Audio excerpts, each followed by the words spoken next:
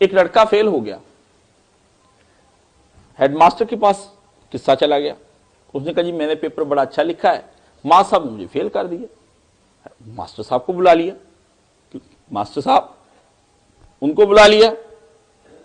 ماں صاحب سے پوچھا، یہ انہوں نے کہا جی بات یہ ہے، یہ لڑکا جو ہے نا، یہ لڑکا مضمون صحیح شروع کرتا ہے، پھر بعد میں اپنے ذاتی خیالات کو بڑا دخل دے دیتا ہے اس کے اندر۔ انہوں نے کہا جی مثلاً، کہا جی مثلاً میں نے اسے بہار کا موضوع لکھنے کو کہا،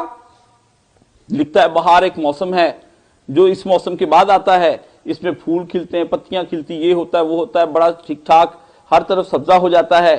ٹھیک ہے، اور اس کے اندر سے جو سبزہ نکلتا ہے اس میں سے وہ سبزہ بعض اوقات اونٹ کے لیے چارہ بن جاتا ہے،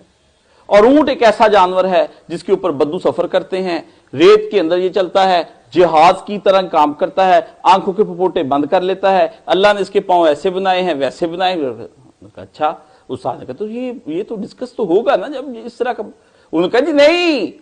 دوسرا مضمون میں نے بھی دیا تھا۔ وہ کیا دیا تھا؟ کہ میں نے کہا جاپان پہ لکھو، کہا جاپان بڑا خوبصورت ملک ہے، وہاں کی زمین بڑی اچھی ہے، وہاں پہ یہ ہوتا ہے وہ ہوتا ہے، ہر طرف سبزہ ہی سبزہ ہے، اور پھر سبزہ جو ہے نا اس کے اندر چارہ ہوتا ہے،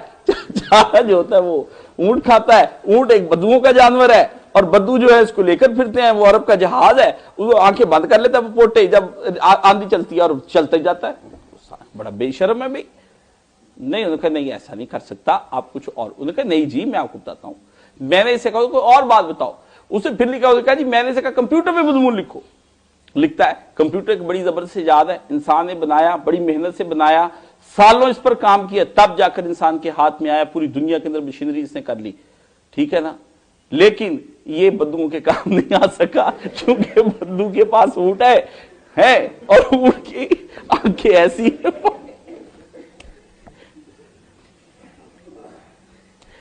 استاد بڑا حیران ہونے کا، بالکل نکال دو اس کو، یہ بالکل واقع فیل ہونے کا۔ اسے خط لکھا استاد کو، اس نے کہا استاد جی میرے ساتھ ظلم کی،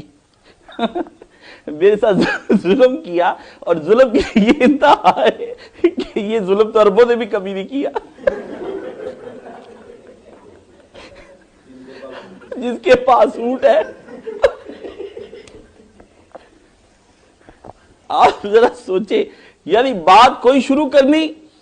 اور بات کہیں لے جانی، پھر اپنی بات پہ آ جانی۔